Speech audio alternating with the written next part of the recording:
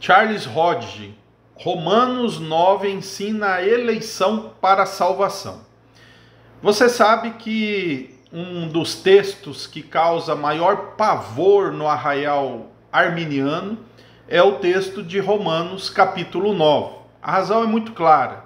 Quem lê o texto nota ali um ensino muito claro, objetivo a respeito da eleição soberana de Deus, e que o único sistema teológico que de fato lê aquele texto conforme os seus termos é o sistema calvinista.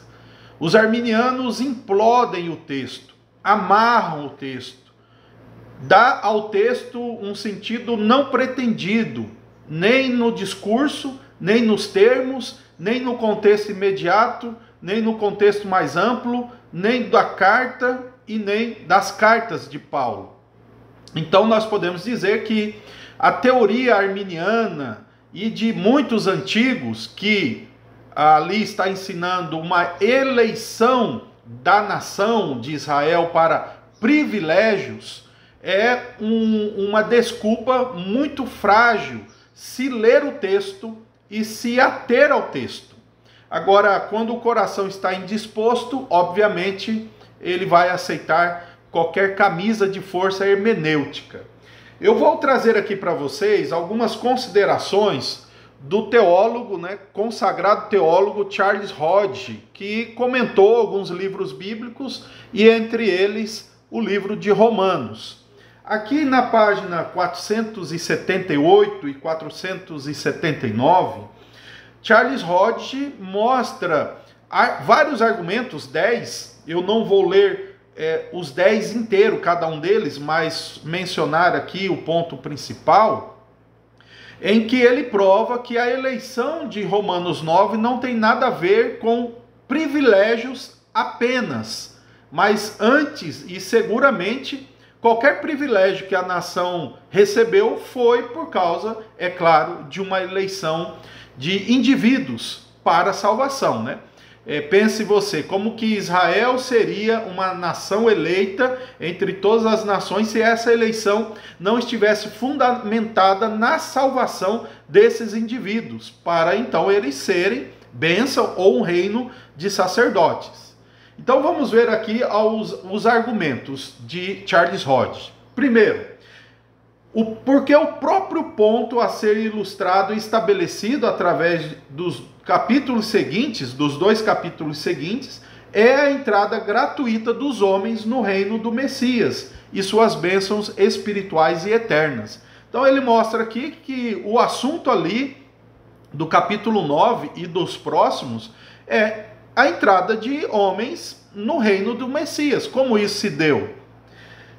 Segundo argumento, porque a linguagem do apóstolo parece de si mesmo impedir outra ideia. Por exemplo, os versículos 15 e 16, e especialmente o versículo 18, que diz: logo, pois, compadece de quem quer compadecer e endurece a quem quer endurecer.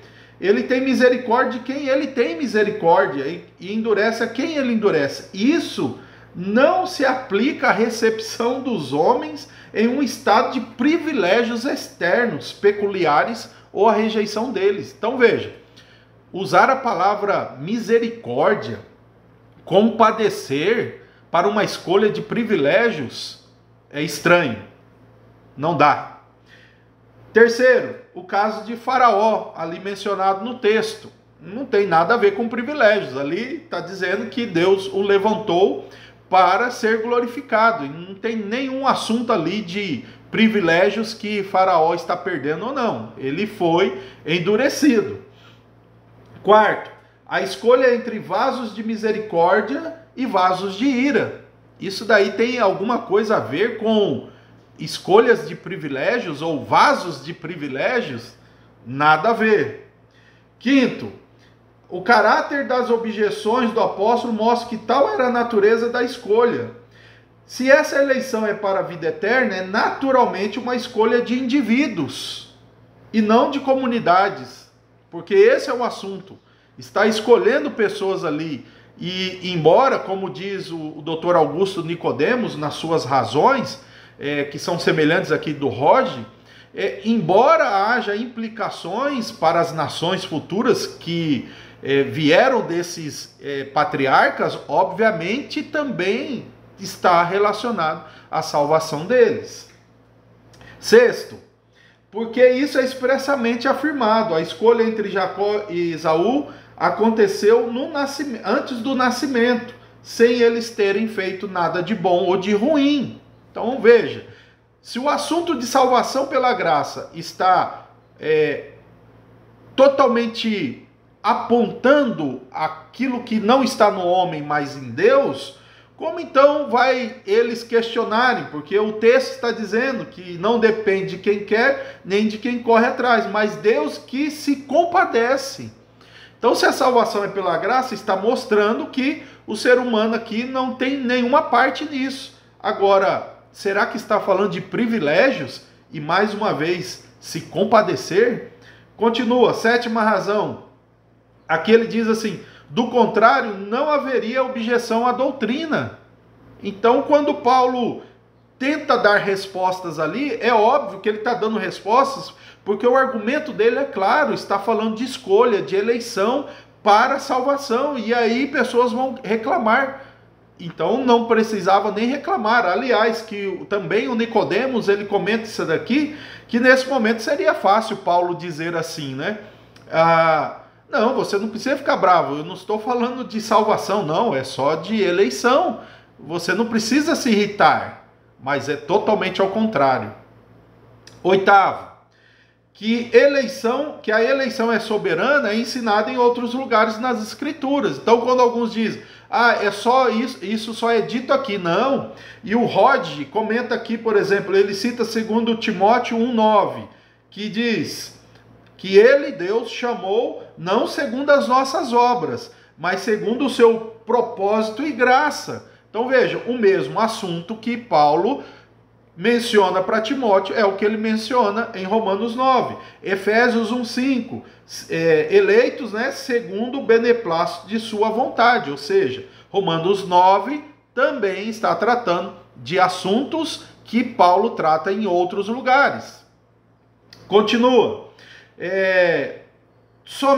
Nona razão, somente essa visão se harmoniza com a doutrina de que todos os pensamentos e propósitos certos procedem de Deus.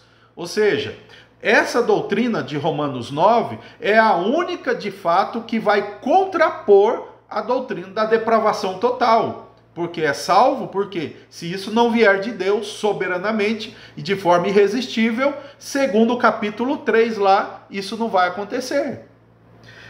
Décima razão, somente essa doutrina é consistente com a experiência cristã, porque nenhum cristão vai dizer, eu fui feito para ouvir, né? Ele não vai dizer, eu aceitei porque eu quis. Não, o cristão sempre vai atribuir a graça soberana de Deus à sua escolha. Então essas são algumas razões do Charles Hodge para contrapor a distorção arminiana do texto de Romanos 9, porque, como eu menciono, os arminianos implodem o texto e rejeitam as suas aplicações e implicações diretas e indiretas na leitura de Romanos 9. Portanto, leia o capítulo com o seu coração aberto e com sua mente aberta para aceitar as verdades da palavra de Deus. Que Deus nos fortaleça.